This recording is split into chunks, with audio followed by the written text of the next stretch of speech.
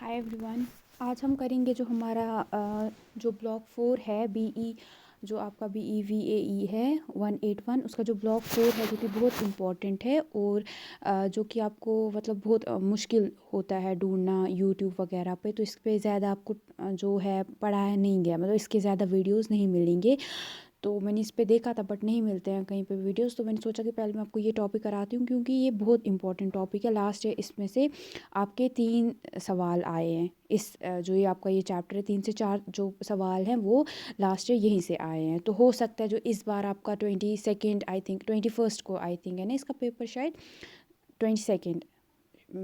मैं शायद कंफ्यूज हो रही हूँ बट अगर जो भी इन्हीं 2 डेट्स के बीच में है तो आपका, अगर आज आप ये पढ़ोगे तो ये फिर आपको हो सकता है तब आपको ये हेल्प करे। तो सबसे पहले हम एनवायरमेंटल एथिक्स में देखेंगे कि एनवायरनमेंट की मतलब क्या ज़रूरत है हमारे, अगर जो इसमें हम देखेंगे जैसे अलग अलग रिलीजन्स हैं, अलग अलग जो अप्रोचेस हैं वो क्या बोलती हैं इसके बारे में, एनवायरनमेंट के बारे में। तो सबसे पहले हम देखेंगे ये जो इंट्रोडक्शन है इतना कुछ इसमें इंपॉर्टेंट नहीं है और अगर मैं आपको पढ़ाऊँगी बहुत मतलब टाइम लेगा, तो इससे अच्छा है हम सीधे जो अब मेन हमारा है वो हम पढ़ेंगे। तो सबसे पहले हमारा ethical use of natural resources. Ethical क्या होता है? एथिकल हो गया एथिक्स के रिलेटेड, यानी जो सही है, जो हमारी सोसाइटी ने जिन चीज़ों को सही और गलत बोला है, ठीक है। तो सही यूज़ हमारे नेचुरल रिसोर्सेज का क्या है, यानी सोसाइटी के हिसाब से। तो सबसे पहले the release of nauseous gases into the atmosphere, the destruction of forests and the over exploitation of natural resources have caused irreversible environmental damage through out the world. तो अगर आप देखोगे जो हम इतने बकवास, मतलब इतने, सॉरी गलत वर्ड है, मतलब जो इतने ख़राब जो हम गैसेस हमारे एटमॉस्फेयर में रिलीज़ कर रहे हैं, या इतने ख़राब गैसेस जैसे क्लोरोफ्लोरोकार्बन्स हो गया आपका, ये सारा जो हमारे एटमॉस्फेयर में जाता है, या सल्फ़र वगैरह जो बहुत ख़राब गैसेस हैं जो कि हमारे बिल्कुल अच्छे नहीं हमारे एटमॉस्फेयर के लिए, वो हम रिलीज़ करते हैं। हम फॉरेस्ट वगैरह काटते हैं, हम जितने भी मतलब नेचुरल रिसोर्सेज हैं उनका बहुत बुरे तरीके से यूज़ करते हैं। हम ये नहीं सोचते हैं कि अगर हम अभी इनको यूज़ करें तो हमें चाहिए कि हम इसका अच्छे से यूज़ करें। तो इसकी वजह से क्या हो रहा है, जो पूरी दुनिया में मतलब जितने भी जहाँ जहाँ पे भी हमारे नेचुरल रिसोर्सेज है वहाँ पे हर एक जगह पे बहुत ज़्यादा एनवायरमेंटल डैमेज हो चुका है। In some cases damage is so severe that life support systems both local and global are being threatened. तो कहीं कहीं पे आप देखोगे इतना ज़्यादा इसका जो ये है आपका नेचुरल रिसोर्सेज जो आप इतना मतलब बुरे तरीके से इसको यूज़ हम मतलब करते हैं, उसका इतना बुरा इस पे असर पड़ा है कि वहाँ पे जो आपके ये हैं आपके लोकल लेवल के प्लस ग्लोबल लेवल की जो भी चीज़ें उन पे सब पे, या चाहे ये आपकी जो लाइफ सपोर्ट सिस्टम्स में आपकी जितने भी प्लांट्स हैं या आपके ट्रीज़ वगैरह हैं या आपके एनिमल्स वगैरह हैं, वो सब पे बहुत ज़्यादा उनकी मतलब ख़त्म होने का खतरा मंडरा रहा है। Unless we curb our desire for more and more material possessions and in unceasing economic growth, continued ecological damage will be unavoidable. और ऐसे ही अगर हम मतलब जो अभी मतलब हम ये सारी जो भी हमारी ख्वाहिशात पूरी करने के लिए, या जो हम घर अपने बनाते हैं, हम नहीं ये देखते हैं कि लकड़ी का क्या होगा, या हम हर एक, आज आप देखोगे लकड़ी कहाँ से आएगी, या उसके लिए पेड़ काटे जाएंगे। हर एक के पास आज गाड़ियाँ हैं, तो हम ये नहीं देखते हैं कि गाड़ी में पेट्रोल जाता है। अगर हम सब गाड़ी मतलब पेट्रोल इसी तरीके से यूज़ करेंगे तो कल की जो आने वाली जनरेशन है उसका क्या होगा। तो इन सब की वजह से जो हमारे एनवायरनमेंट पे क्या हो रहा है, बहुत ज़्यादा जो कि मतलब डैमेज पहुंच रहा है।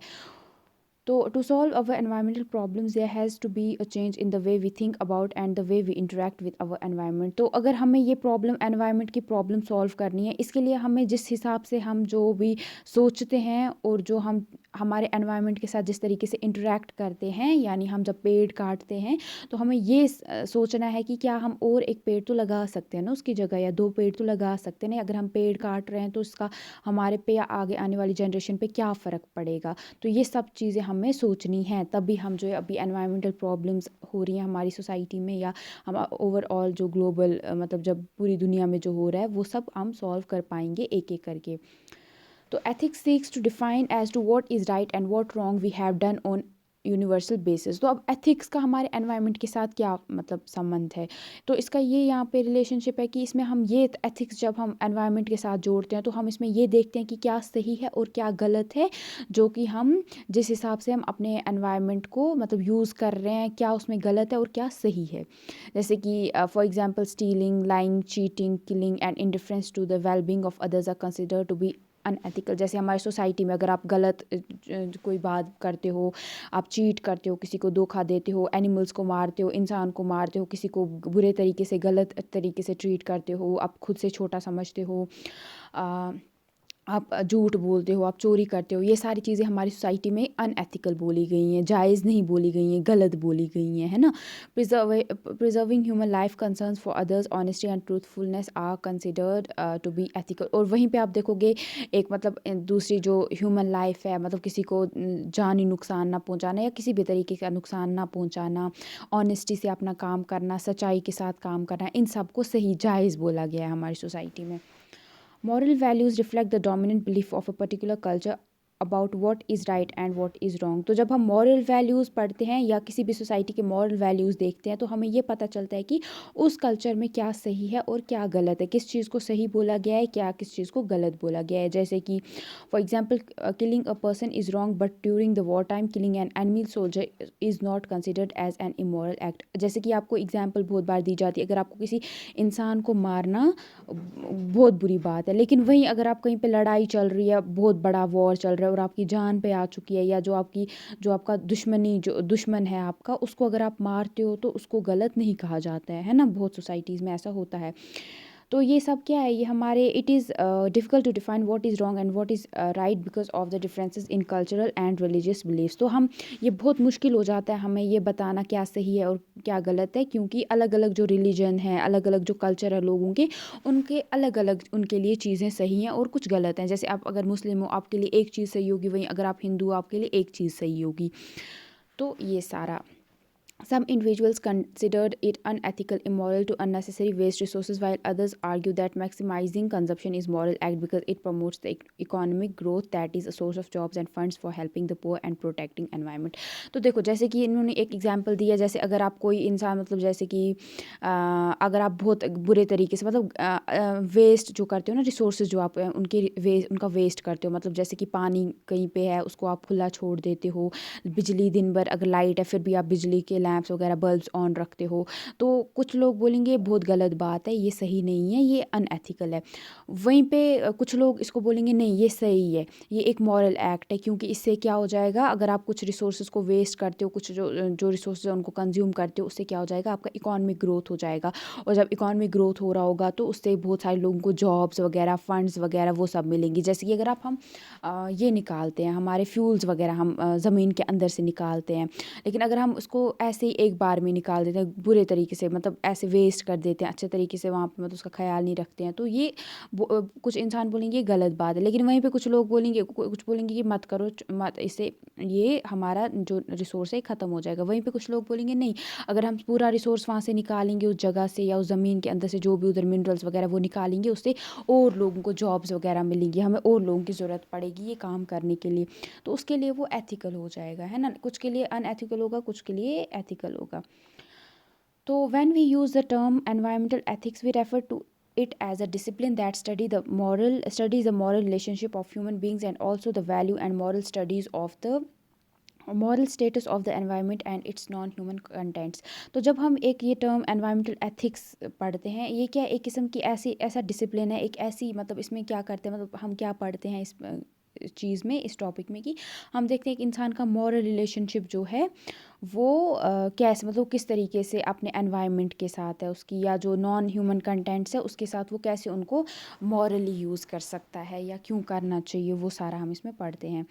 तो why do we need a new set of ethics for the environment, the answer includes 3 factors. या हमें ये यहाँ पे बोल रहा है कि अगर मतलब हमें एनवायरनमेंट को इसके लिए एक नए 3 किस्म मतलब एक नए मतलब सेट ऑफ एथिक्स क्यों चाहिए। तो क्यों चाहिए, क्योंकि न्यू इफ़ेक्ट्स ऑन नेचर, मतलब हमारा नेचर है उस पर अलग अलग अभी के टाइम पे नए इफ़ेक्ट्स पड़ रहे हैं, असरात पड़ रहे हैं। जैसे कि as our modern technological civilization effects nature greatly we must examine the ethical consequence of these new technological action. जैसे कि आजकल हमारे पास बहुत ज़्यादा टेक्नोलॉजी आ गई है, आज से 500 साल पहले लोगों के पास या 250 साल पहले भी इतनी अच्छी टेक्नोलॉजी नहीं हुआ करती थी, तो इतना हमारे नेचर, हमारे एनवायरनमेंट को इतना असर नहीं पड़ता था। बट आजकल हमारे पास बहुत सारी टेक्नोलॉजी वगैरह आ गई है जिससे हमारे हमारे मतलब हमें कुछ भी करना होता है हम आराम से कर सकते हैं, जिसकी वजह से हमारी जो हमारा कुदरती जो भी चीज़ें हमारे पास उस पे बहुत बुरी तरीके से असर पड़ रहा है। तो हमें ये देखना है कि इसका मतलब क्या एथिकल वे में इसका क्या कॉन्सिक्वेंस होगा, मतलब जो नई नई टेक्नोलॉजी से हम जो चीज़ें कर रहे हैं उससे कल को आने वाली जो सोसाइटी होगी, कल की जनरेशन होगी, या हम पे इसका क्या असर पड़ेगा, या पूरी अगर हमें एक इंसान को ये फ़ायदा दे रही है ये चीज़ करने की, बट आगे जो बाकी के लोग हैं हमारे साथ रहते हैं उन पे क्या असर पड़ेगा, या बाकी जो स्टेट्स के लोग हैं जो इर्द गिर्द जो हम कोई ऐसी चीज़ करते हैं एनवायरनमेंट को गलत ख़राब करने के लिए, तो उन पे क्या असर पड़ेगा।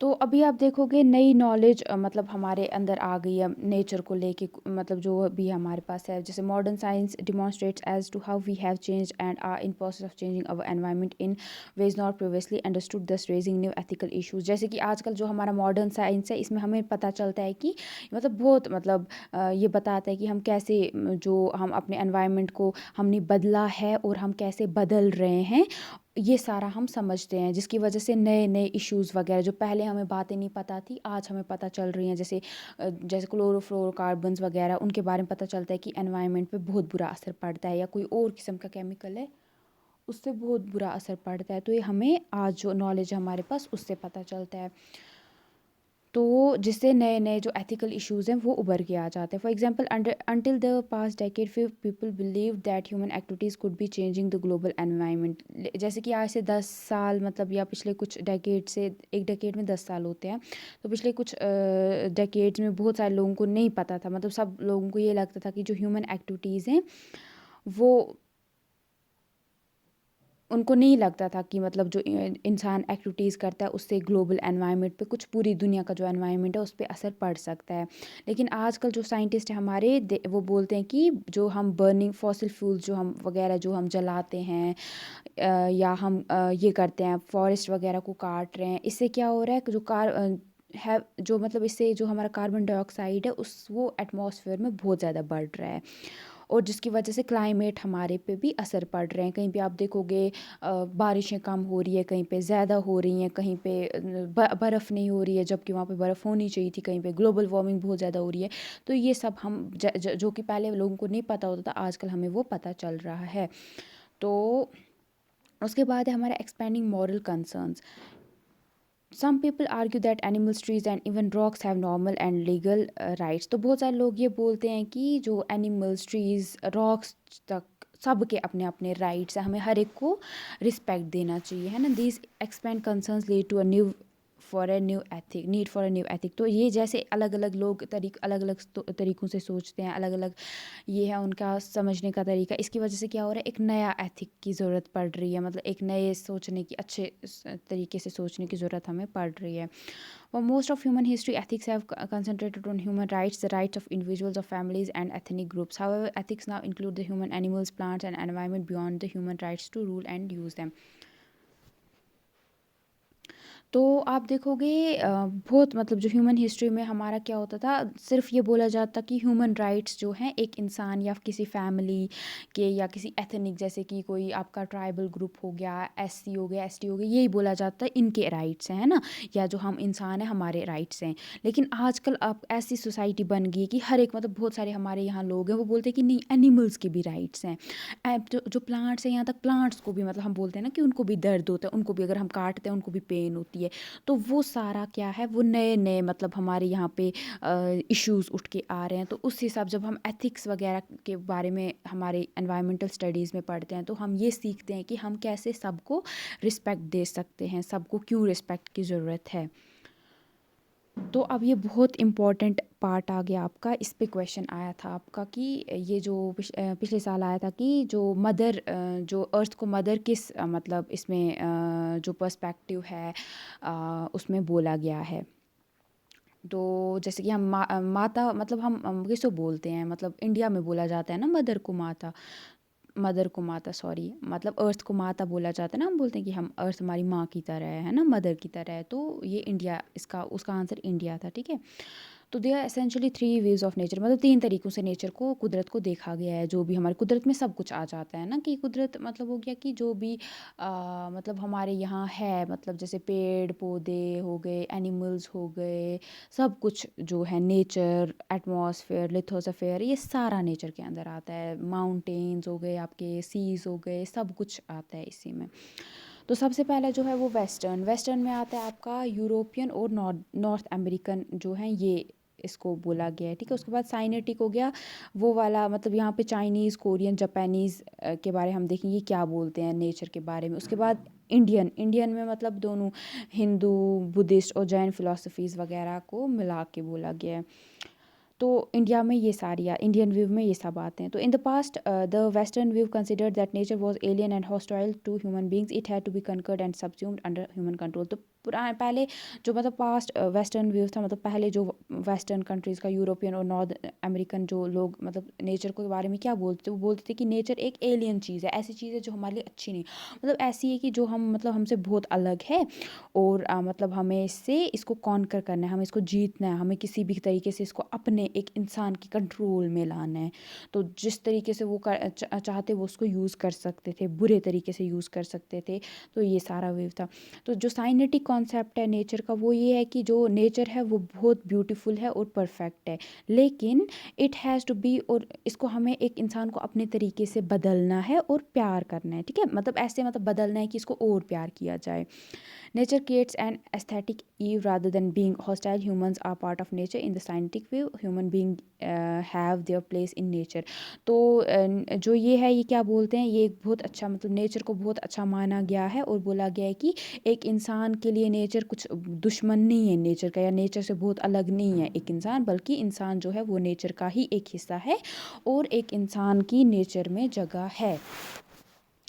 हर एक इंसान की नेचर में, कुदरत में जो भी है उसमें उसकी जगह है, और वो अपने हिसाब से उसको, मतलब वो उसके साथ मतलब अच्छे से उसको यूज़ करना है। वहीं पे जो इंडियन है ना, या स्पिरिचुअल ट्रेडिशन को हम कंबाइन करके इसमें ये बोला गया है कि हिंदुइज़्म, बुद्धिज़्म, जैनिज़्म सारे क्या बोलते हैं, जो नेचर है, नेचर को अपने मदर बोला गया है यहाँ पे, ठीक है।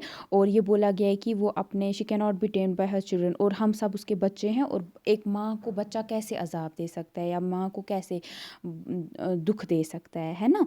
तो वो यहाँ पे बोला है कि जो हम नेचर है, इंडियन पर्सपेक्टिव में जो नेचर है उसको मदर बोला गया है। जैसे अर्थ को हम मदर बोलते हैं, वैसे इन नेचर को भी बोला जाता है मदर, ठीक है, माता बोला जाता है। और बोला जाता है कि इसको हम, एक बच्चा जो है वो उसको ख़राब नहीं कर सकता, उसको नुकसान नहीं पहुंचा सकता, और वो एक गॉडेस है। गॉडेस भगवान को बोला गया है, मतलब जो औरत भगवान होती है ना, जैसे दुर्गा हो गई आपकी, सरस्वती हो गई आपकी, और भी कुछ हैं आपकी जो कि मतलब फीमेल जो गॉडेस हैं, तो उनको बोला गया है। तो जो हमारा नेचर है वो उनमें से ही एक है, नेचर उनमें से ही एक है। अब है हमारा, इसके बाद एटीट्यूड्स टुवर्ड्स नेचर है। ये मुझे लगता है मैं आपको इसके बाद कराऊंगी, क्योंकि ऐसे आपको बहुत ज़्यादा प्रॉब्लम हो जाएगी इसको समझने में।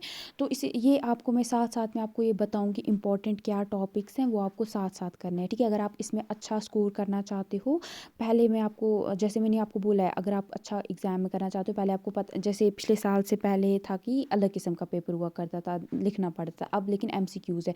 तो वो समझने के लिए आपको पहले क्वेश्चन पेपर देखना पड़ेगा, वो आप देख सकते हो चैनल पे भी, और आगे अगर और कहीं पे भी आपके पास है तो आप उसको अच्छे से देखना, और फिर आपको समझ आएगा क्या कौन सा क्वेश्चन आता है। जैसे लास्ट क्वेश्चन इधर से, 3 व्यूज़ अबाउट नेचर, यहाँ पे एक क्वेश्चन आया था। दूसरा आपका क्वेश्चन आया था स्वीवार्डशिप पे आया था, ठीक है। इस बार आ सकता है इको फेमिनिज्म पे, ठीक है। तो ये सब आपको अच्छे से समझना है, मेन इनका क्या थीम है, ठीक है, वो मैं आपको अच्छे से समझाऊंगी। तो उसके बाद जितने भी ये है ना ऐसे क्यों, जैसे 1 है, बाकी और भी आएंगे, तो वो सारे आप बहुत अच्छे से करना। जैसे आपका ये कॉलम A कॉलम B है, इनको अच्छे से आपको प्रैक्टिस करना है, ठीक है। इसका आंसर आप बुक के लास्ट में भी देख सकते हो, लेकिन वो देखने से पहले जितना मैंने आज आपको पढ़ाया है ना, वेस्टर्न व्यू जैसे क्या बोलता है नेचर को, वो बोलता है nature was alien and hostile to human being, ठीक है। इसको आप जोड़ो, कल को मैं बाकी जो आपको सारा पढ़ाऊँगी फिर आप उनको जोड़ना, क्योंकि इसी पे क्वेश्चन आपके बनते हैं। और आपको जितने भी ये है ना, इको फेमिनिज्म हो गया, बायोसेंट्रिज्म, ये नहीं पूरा आपको अब करना है, बट आपको सिर्फ मेन होना चाहिए कि ये क्या बोलता है, इसमें क्या बोला गया है। तो वहाँ पे आपको 4 ऑप्शन होंगे, एक को आप याद रख लोगे, है ना। तो ऐसे आपको समझना। और तीसरा सवाल आपका यहाँ से आया था, तो ये है आपका, तो ये अच्छे से करना है आपको।